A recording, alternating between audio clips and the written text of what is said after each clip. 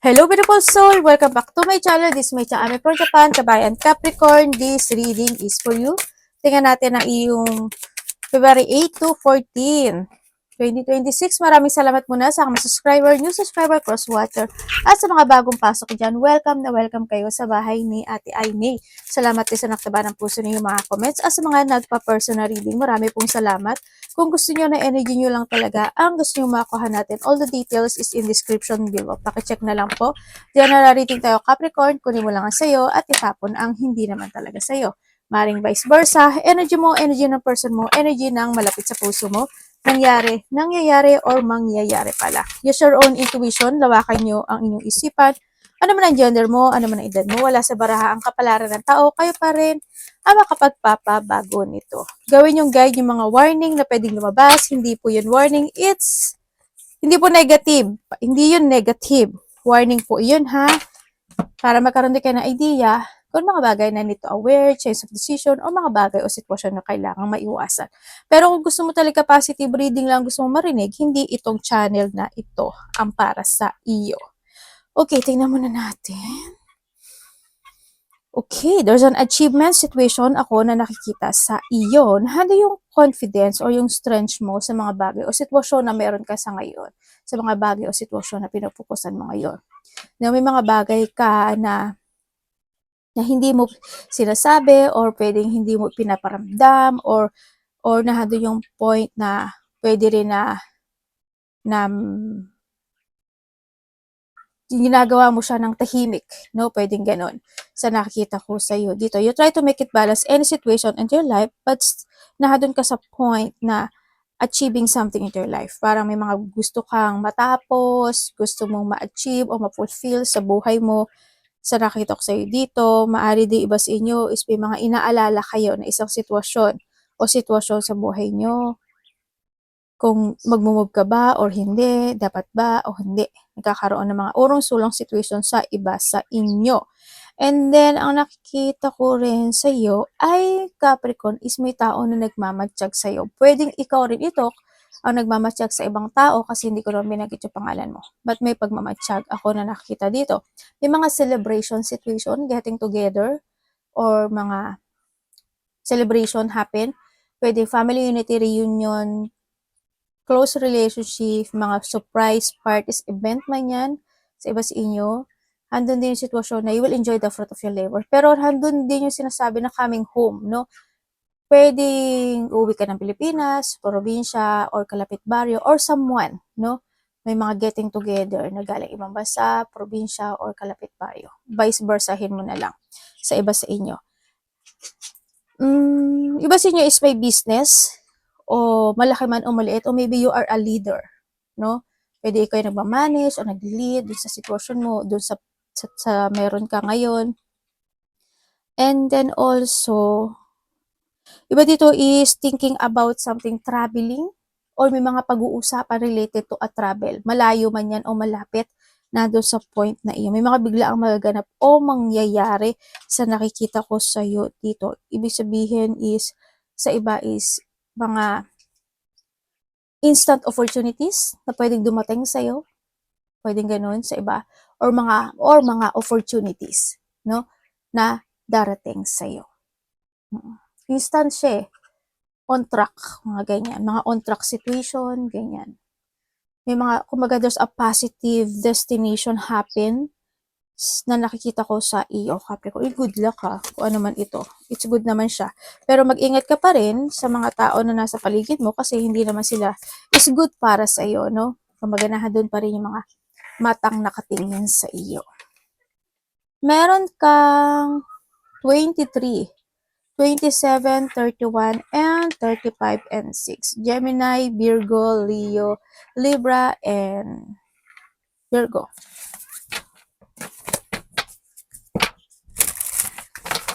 Okay, dito ka sa sitwasyon mo na meron ka mga iniisip na isang sitwasyon sa buhay mo. May mga pag-iisip ako na nakikita sa iyo ha, na gusto mong pasukin, o desisyonan man ito, or nahandun yung happiness purpose when it comes sa sitwasyon na bagay o sitwasyon na yun, no? Yun ang nakikita ko sa'yo dito. Kumbaga, handoon yung achievement or yung magandang resulta dun sa sitwasyon. Ibig sabihin na doon din yung pag-iisip. No, pwedeng na doon yung point iba sa inyo is meron kayo mga iniisip, you're inspired, o kaya naman may mga ini-imagine kayo, no? Na doon kayo sa point na yon na nakapagbibigay sa'yo ng saya, no? Yun nga lang, sa iba sa inyo is nagkakaroon ka ng limitation. Pwedeng nandun ka sa point na paano ko gagawin to, paano sisimulan, ano dapat gawin, dapat ba, paano, mga ganong sitwasyon, no? Kaya handun ka sa pag-iisip. Pero sa nakikita ko naman sa'yo dito, is your decision. Nahandun ka lang sa sitwasyon mo na pag-aalinlangan or may mga worrying situation. May mga doubt siguro, di ba? Kumbaga, mag-action ka muna bago ka mag-isip ng negative. Maaaring nandun ka rin sa point, may mga bagay o sitwasyon na nalilito ka. Diba? O nagkakaroon ng kawalan ng tibay ng sarili, loob, o pagpapasya. Kumbaga, handun yung thinking of negativity. So, iba dito, this is expansion. Hindi ko alam in what way, pero may magtatapos daw. Na ibig sabihin, may matatapos o may tatapusin ka. Nandun sa point na yun eh. Kasi may shifting happen into your life, ano? There's a lack, growth, achievement, abundance, and positivity happen into your life. Iba naman sa inyo is higit pa sa hinihiling mo darating. Hindi pa, ang ganda. Bakit ka pa nag-iisip ng negative? The more na mag-iisip ka ng negative, the more na yung negative is mamamagnet mo. Diba? Mag-ingat ka rin, Capricorn. Sa nakita ko dito is may mga stress situation ako na nakita na parating sa'yo. Pwedeng sa work mo, sa relasyon mo, or sa isang aspeto ng buhay yon. Losing something valuable. Hoping hindi lahat kayo, or wag naman sana. Pwede rin yun na may pagnanakaw. Pwede yung pagnanakaw comes sa idea, or mga pangliling lang, pandaraya, or may mga bagay na mawawala sa'yo, or mahuhulugan ka na mahalagang bagay. Kung ano man yan. Pwedeng misplaced, ganyan. Ang nakikita ko rin sa iba sa inyo is may mga documents ako na nakikita sa'yo. Hindi ko alam kung isusulat mo, ipapasa mo, aasikasuhin mo, o magkakaroon ka ng mga problema, pwedeng ganun sa point na yon, o may mga bagay ka na gusot man yan, or mga pagsasaayos na gagawin. Basta there's a papers of documents, or pwede rin naman na kasi yun yung trabaho mo, di ba? Pwede na handle yun sa point na yun. Ako nakita, o may mga isusulat ka, or may mga speech situation ako na nakita sa'yo. May mga mag-o-open na door sa'yo, no? Kumbaga, there's a victory and success happen into your life. So, nakita ko sa'yo, may mga happiness, may malalaman ka rin katotohanan, and positive outcome also, ang sabi ko kanina, is parating sa iyo. Ba dito, is may pagtulong. Hindi ko lang alam kung ano yung ikaw ang magbibigay ng tulong or makaka-receive ka ng tulong. Pwede yung sa iba sa inyo is may taong tutulong sa'yo na in a distance. Or pwede ikaw ito sa kanya. No? Tingnan natin ang energy mo. May communication ako nakita. News and communication or message is coming. Yon. Balik, ano kayo tupat ito. Pwedeng yung iba is kasisiya mo, ikaka-excite mo, at ikaka-energy mo. No? Sa iba naman dito, medyo malungkot. Tingnan natin energy ni Capricorn.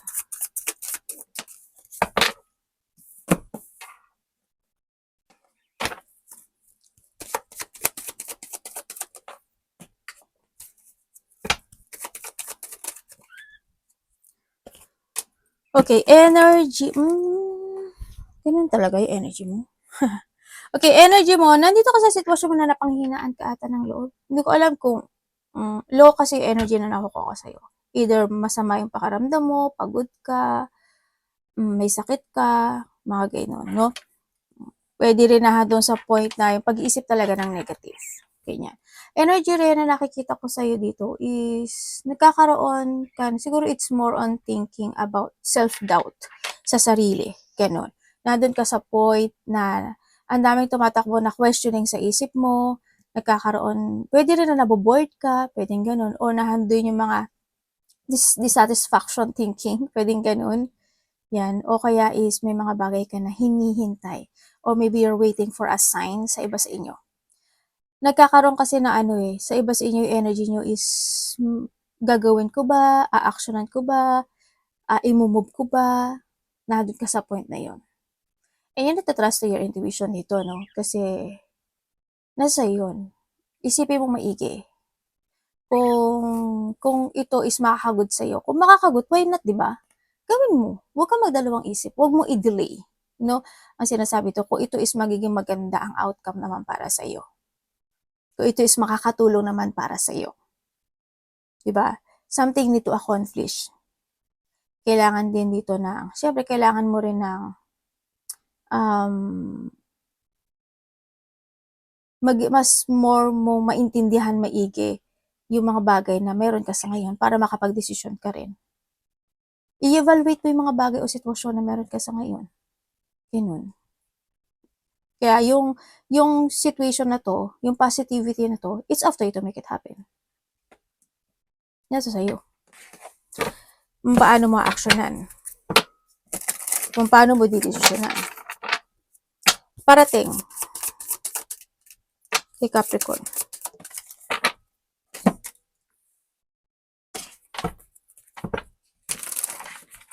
Pwedeng explain nyo po sa akin.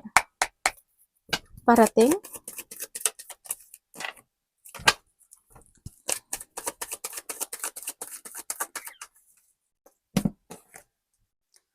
Oh, talaga, universe. Very good. Dalawa anak mo? Isa o dalawa man yan? Parating, ang ganda naman ang parating sa'yo. Okay. Okay, parating sa iyo. Parating sa iyo is, ang sabi dito, yung hinahanap mo na kasiyahan sa buhay mo o yung hinahanap mo na fulfillment and happiness sa buhay mo is paparating na. Yes, ang sabi dito yun, there's a good news. There's a happiness and fulfillment and achievement ako nakikita. And then, may abundance no, na parating sa'yo. Kung in what way yung abundance, hindi ko alam, but magiging masaya ka, no? So, iba naman sa inyo is, parating is may pagtahak ng bagong path na magaganap o mangyayari sa'yo. Ibig sabihin, may tatahakin kang bagong path. Ganon. Parating din sa iyo is, may mga iisipin ka raw. Iisipin, pag-aaralan, aalamin, sisiya sa atin. Kanya, parang nandun ka sa point na you think advanced dun sa sitwasyon na yun. Nandun ka sa point na yun. Parang pinag-aaralan mo siya or pag-iisipan mo siya. May mga excitement din na parating sa'yo sa nakikita ko dito. It's more on peaceful ang parating sa'yo, no? Kasi ang nakita ko dito, either magkakaroon ka ng mga vacation, resting time, travel, malayo man o malapit dyan. Yun na nakikita ko sa. Tingnan mo dito, si Queen of Pentacles saka si King of Pentacles. Ibig sabihin, kung sino man itong partner mo or itong connection na to is, ano kayo, ano ba to? Connection kayo. Ito. Soul connection kayo. And then also, parating sa'yo is may papasok na pera or pera man siya or a valuable things coming. Pwedeng opportunities pwedeng opportunities to In what way opportunities, hindi ko alam. Kasi marami kasi ang klase ng opportunities, iba. Opportunities, halimbawa, opportunities na magkakaroon ka ng bagong trabaho. Opportunities na magkakaroon ng bagong love life. Opportunities na makakapag-travel ka. Opportunities na makakamit mo yung pangarap mo. O kaya opportunities na inaya ka ng kaibigan mo na mag-chill-chill kayo. And then also, isa yun sa opportunities, di ba? Depende sa opportunities na magaganap sa iba sa inyo. And then also, there's a victory and success happen into your life. Mangyayari siya by 6 days, 6 to 7, parang ganun, 6 to 7 days, weeks, months, ganyan, or June or July. Yun ang nakita ko. You will become a center of attention. Ang nakita ko dito, hindi ko alam in what way. Pwede rin kasi siya na may mga pupuntahan ka ng mga taong lugar, maraming tao, makipagsalamuha ka, o kaya is may mga achievement na makakamit, o kaya naman mas may mga papuri, may pagkakakilanlan, may recognition, mga ganyan, o kaya is merong mga well-wisher coming sa'yo, pwedeng ganun, sa nakita ko dito, yun. Ang nakita ko rin dito is magkakaroon kayo ng pag-uusap, parating to ha, magkakaroon ka ng pakikipag-usap sa isang babae. Itong babae na to, kilala mo na to. Magkakaroon kayo ng pag-uusap related to um, goal or something money. Parang nandun sa point na yun. Pag-uusap siya. Pag-uusap or pakikipagkasundo ito, no? Parang may pagkakasunduan o pag-uusap or magkakaroon ka ng union sa isang tao. Sa iba sa inyo ha. Kasi we have the Queen and the King of Pentacles. Ibig sabihin, same energy mo to. Either asawa mo to, kapatid mo, or magulang mo, pwedeng ganon. Ay, hindi siya magulang kasi same, almost, hindi nagkakalayo yung ano yun, no? Yung age. Iisa naman, pwedeng yun yung halimbawa, kung sino man ito, no? Halimbawa, kamag-anak nito, kamag-anak mo, pwedeng ganon. Or connected mo, friend mo, pwedeng ganon. Magkakaroon kayo ng union. Magkakaroon ng union sa isang babae. Pwedeng kayo, pwedeng siya. Kung titignan ko dito, merong may dito. Tapos may dalawang tao, bata. Pwedeng dalawa rin yung anak mo, no? Sa iba sa inyo. Isa to dalawa. Yan, may mga union coming situation sa iyo. Yung iba naman sa inyo, oo nga, no? Kasi ba't nag-aalala ka? Okay lang, may happiness ka naman. Tingnan natin ang dapat mong iwasan. May goal ka doon naman. Anak, sandali, may pupo dyan. Ang pupalo. Diba? Ganyan na ako makapag-usap sa anak ko. Ang dapat iwasan ni Capricorn. Please show me. Pwede yung iba sa inyo is nasa ano kayo, YouTube channel, TikTok, Reels, Facebook, ganyan. Or kung ano man, social media, networking, artista, government, networking, ganyan. Or nandun yung point na may tao dito na babae na magbibigay ng suporta sa'yo. Or vice versa, ikaw magbibigay ng suporta. May support situation. Dapat iwasan ni Capricorn.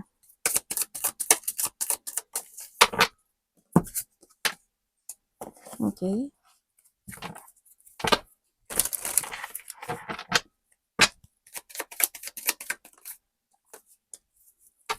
Dapat iwasan. Okay, dapat mong dalawang babae.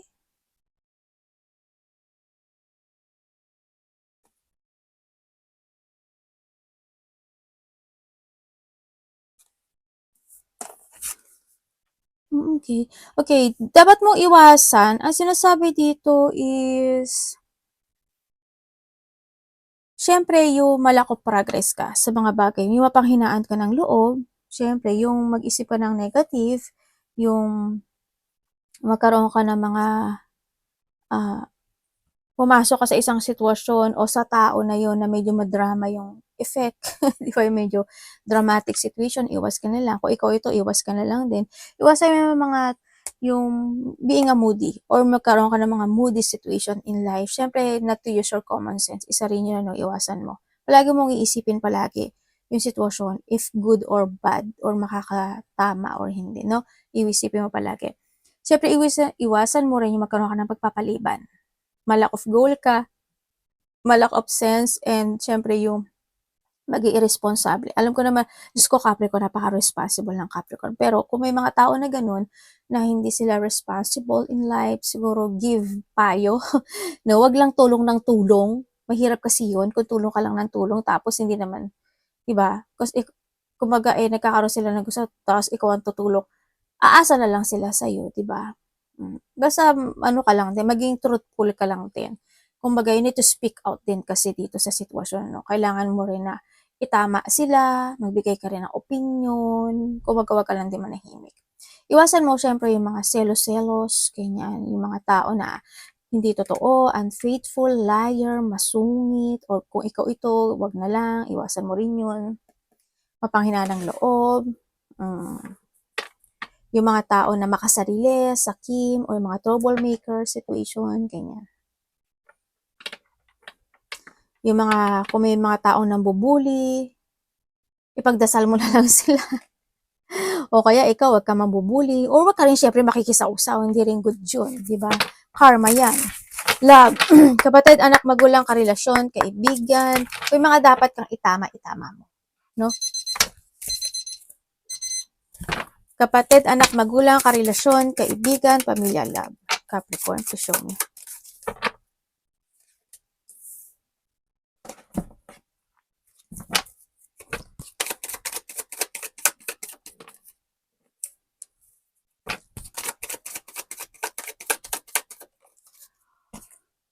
Okay, kung ikaw is single. LDR kayo? Yung iba dito, nakilala mo lang to sa internet. Tingnan natin, ano. Or pwede rin na magkaiba kayo ng province. Okay, sa mga single dyan, parang palagi ito nakikita ko sa'yo. Sa mga single, may makikilala ka daw, actually, may choices ka sa buhay mo. Yes, may parating naman, maaring isa to sa nakakausap mo na to. Nakausap mo na to.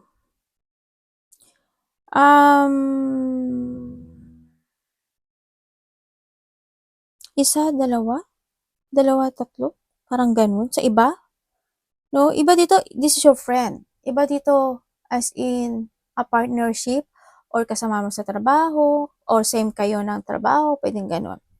Sa nakikita ko dito, may edad to sa'yo, or vice versa tayo, ha? Yun. Pero yung nakikita ko dito, may edad. Sa iba, ganun. May parating naman sa'yo. But you need to choose wise, no? Para hindi ka rin mag-mess. Sa mga nagkahiwalay naman dyan, sa mga nagkahiwalay, kasi nagkahiwalay talaga kayo kasi option ka lang sa relasyon. Hindi ikaw ang pinupukusan niya. Kumbaga, itong tao na to or vice versa, entertainer ata to. Sabi ganun eh. Entertainer ata to no? Hindi lang ikaw. Sorry na lang, no? Well, nando pa naman din, kasi napaka-very independent nitong tao na to. Yes, nagkaroon ng paghihiwalay, nagkaroon ng pagsisinungaling, denying, betrayal, manipulative, or handun talaga yung hidden situation niya, no? Hanggang sa dumating na tumalikod siya sa sitwasyon. Kumaga nahandun din yung pagkocontrol or nahandun yung point na kinontrol niya yung connection na to. Siguro, kumbaga para hindi mo mabuking or para itago yung mga dapat itago, pwede nandun sa point na yun. No? Kung kayo naman is in a relationship, kung kayo, pwedeng iba dito bago kayo nito, no? Or sa iba naman sa inyo is kung wala naman talagang third party, handun yung strong relationship sa inyong dalawa, kahit papaano. Yun nga lang, isa sa inyo kasi is mahilig mag-isip ng mga bagay-bagay. Kumbaga, marami siyang pinag-iisipan, marami siyang pinag-aaralan, marami siyang nire-research, o maraming tumatakbo sa isip niya. Hando naman yung partnership to each other, hando naman din yung connection ng iba sa inyo. Ang hindi ko lang maintindihan kasi sa connection na ito, someone's hiding. Yun ang nakikita ko. May hinahide. Hindi ko alam kung may mga bagay siya o may mga sitwasyon o mga bagay na hindi niya nasasabi sa'yo, or maybe ikaw ito sa kanya. May pagtatago, no? May pag-hide. Ako nakikita dito. Pwede rin na may hinahide siya na mga problema niya sa buhay niya. Tapos hindi niya nasasabi sa'yo, ikaw ito o siya. Sa'yo, kung dodgy ka doon sa inyong dalawa, ikaw or siya. Kasi nakakita ko may konting isolation or may pag-iisip or may mga malalim yung pag-iisip ng isa kasi, no? Or both of you, gano'n. But nahandun pa rin naman yung love and nurturing in this connection. Iba dito LDR kasi andun pa rin na still naghihintay pa rin palagi yung isa, no? Sa nakikita ko dito. Kung kayo naman ay may third party, siguro alam nyo na, alam ko na napapagod ka na pagdating dito sa third party, na nag-iisip ka na rin, but wag kang pabigla-bigla ng pag-iisip, no? Kailangan mo rin kasi makita kung tama o ready ka na, no? Pag-aralan mo maigi. You need to choose. Pero kung sa tingin mo na sobrang nasasaktan ka na sa may mga third party dyan, it's time na mag-escape ka sa sitwasyon. Kasi kailangan mo rin talaga mag-heal, di ba? Hindi mo naman kailangan na na magtiis if you are in a painful. Pero hindi ko sinasabi magmadali ka, but you need to choose, no? Kasi the choices is always available in yours. Kung ayaw mo siya i-cut, edi why not mag-focus ka sa sarili mo to heal, 'di ba? Mag-focus ka sa mga pangarap mo sa buhay mo. Yun, kasi nasa sa'yo yung action na to, nasa sa'yo yung desisyon na to. Wala sa kanya. Kung hihintayin mo siya, walang mangyayari. And you need to choose a path. Huwag kang magpakulong sa relationship na ikaw rin yung nagsasuffer at the end, tapos siya hindi naman, di ba? Pero, kung hindi mo siya kayang hiwalayan, mag-focus ka sa sarili mo. Ibalik mo yung dating ikaw. Ibalik mo yung confident mo. Mag-focus ka sa pangarap mo. Ganun lang yun. Tingnan natin ang money. Ganun din sa mga, hindi lang to sa relasyon ganun din sa trabaho, sa mga connections, sa pera. The choices is always available is in yours. Hindi mo kailangan magpa-trap, magpa-stuck, o ma-frustrate yan sa sitwasyon mo. Nasa sayo. Ha? Ang desisyon. Money ni Capricorn.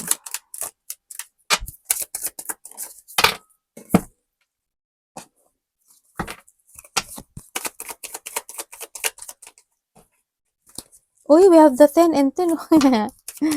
Nalo. Kulang lang dito, action mo. Okay, when it comes sa yung money, no? You try to make it balance yung mga bagay o sitwasyon mo this time pagdating sa money mo. You do your responsibilities. Ibinibigay mo talaga sa kanila yung mga responsibilidad na dapat na ibigay sa kanila.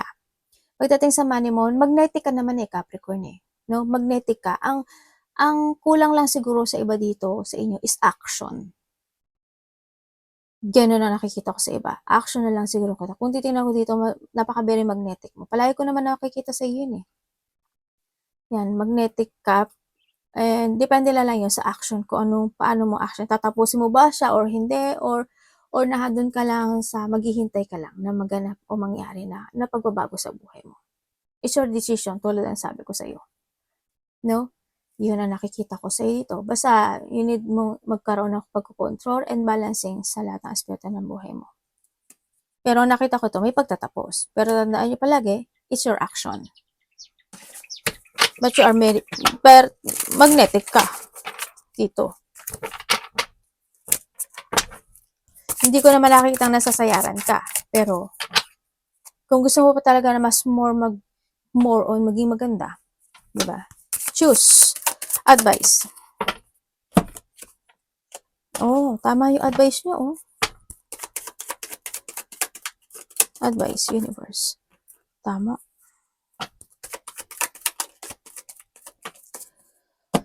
We have the 9. Okay, when it comes sa advice, we have the 9 and the 1 and equivalent to 10. You have that, tatlo na yung 10 mo, 10, 10, 10. O, anong ibig sabihin nun? Start a new beginning in life, it's time to end something into your life. No? If there's an ending, need to end, or kailangan i-end, or mag-start ka na yung beginning in life. Also, you have the magician, diba? It's a new beginning in life, diba?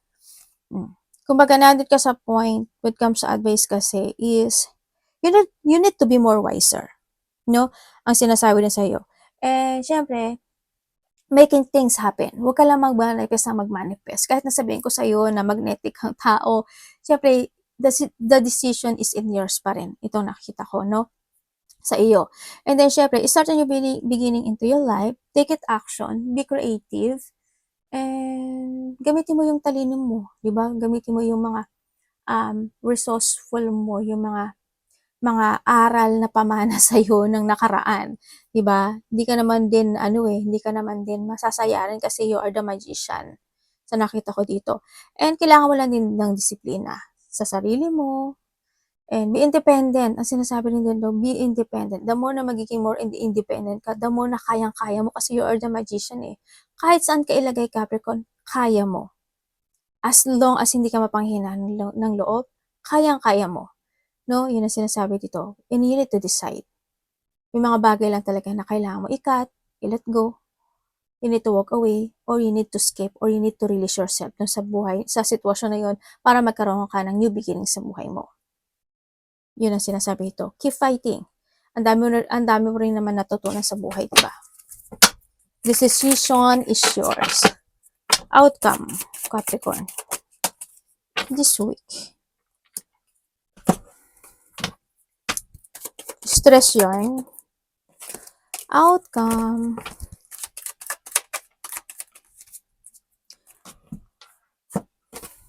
Okay, your outcome. Ba't ganun? Yung outcome mo, hindi ganun kaganda. Kasi, indecision ito sa nakita ko sa ito. Medyo indecision yung outcome mo, kaya nasa iyo, mag-trust ka sa intuition mo. Medyo may paghihintay or na-handle yung point na on and off when it comes to action or na-handle lang talaga yung dissatisfaction kasi nga hindi mo magawa yung gusto mo. Diba? Kaya gigisingin ka ni universe dito sa sitwasyon na to. If you think that you are hindi ka na stable, diba, why not? Kaya darating yung point o mararamdaman mo talaga na gigisingin ka na ni universe. Aalugin ka na ni universe para lang matauhan ka.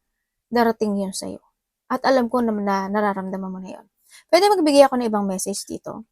May nakikita ako na tao na ano tawag dito? Dishonest. There's a corrupt no? May corrupt Pwede kasi sa trabaho mo rin, ganyan, niloloko ka ng company mo, ng mga kasamahan mo, ganyan. May mga naglalay, may mga obsessed when it comes to status, may manggagamit, ang ako nakikita dito, may taong walang pakialam, masaktan ka man o hindi, I don't care, sabi niya ganun. May tao na mapang-api, makasarili, yung greedy. May pagka-obsessive no? Dito sa itong tao na to May tao din na matigas ang ulo or pwedeng ito is hindi nakikinig. Pwedeng ganun. Or ikaw. Sana hindi ikaw. Pero yun nakita kong tao. Meron din ako nakita na mga tao na na hindi kasi nasuportahan or hindi not supporting. Pero pag sila may kailangan, di ba? But it's up to you. Tandaan mo palagi. Kung kailangan magtulog-tulog ka rin nung minsan, no? Huwag ka masyadong mag-overthink. Kasi gigisingin ka naman niya ni universe or ginigising ka na hindi mo lang talaga nare-recognize yung message niya. Kasi ang nakita ko dito, they always offering you daw, pero you always rejected it. Kaya kahit ano paghihintay mo sa sign na yun, pero kung hindi mo naman napagtutuunan ng pansin at hindi mo naman ina-actionan, walay din. Arigato namaste, God bless.